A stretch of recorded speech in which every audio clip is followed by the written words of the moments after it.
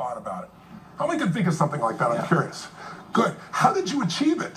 Because the best way to learn how to achieve is model what you've done at your best. And if this seemed impossible, how'd you do it? I'll tell you 3 steps, most basic things everybody does. First, you become obsessed about it. You become so focused. Who can remember thinking about this constantly? Can you remember that? Yep. And so what happens is wherever focus goes, energy flows. And it gives you the energy to follow through. But the second step really is taking massive action. If you've got the energy and you go, I don't know where to start, throw a rock and where that drops, start there. Talk like the next person. Just take massive action and keep changing. If you want to speed up the result, you find someone who's already getting a result you want. They've lost 30 pounds. Do what they did. They have a relationship that's passionate 20 years later. Let's figure out what they're doing. That's the way that you do it.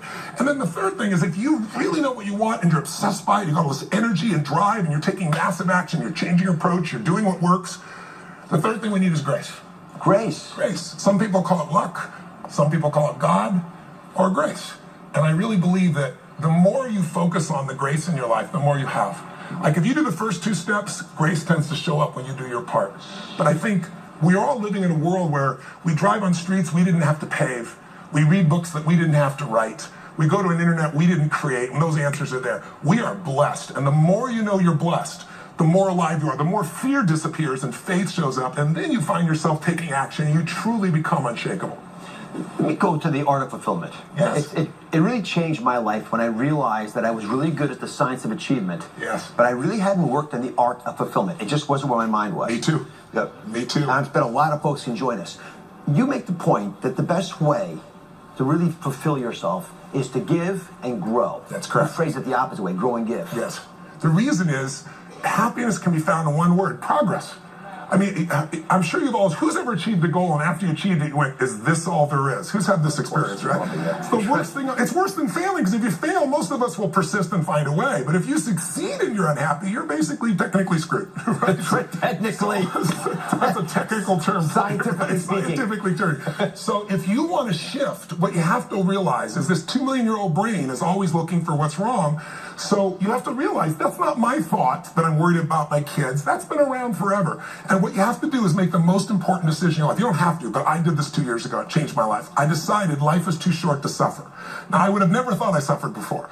I have the most amazing wife, 4 kids, great mission life. But if you look at life, everything you do is one of 2 states. It's either a beautiful state, a high energy state, or it's a low energy state of suffering, like frustration, worry, concern, stress, resentment, fear.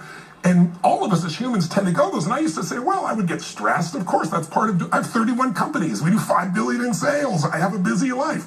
But I realized it's still suffering. And I don't want to suffer. So I created a 90-second rule. It's really simple. If I feel myself starting to feel that stress, I realize it's all small stuff. And what I do is I go, look at that funny little thought going by. That thought that's been around forever. I breathe slowly and I find something to appreciate, or something to give, or something to love. Because when you appreciate or you're in gratitude, you can't be angry and grateful simultaneously. You can't be fearful and grateful simultaneously.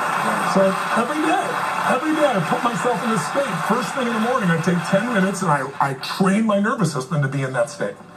You have a meditation you have Yes. in the back of the book. Yes. So if you're up for it, would you be willing to record an Oz Talk?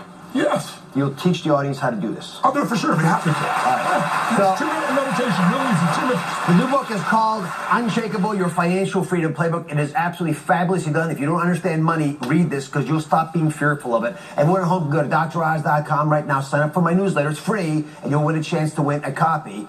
Now, you gave 2 of these books to lucky members of the audience. Yes. But I see 198... I don't give them to everybody.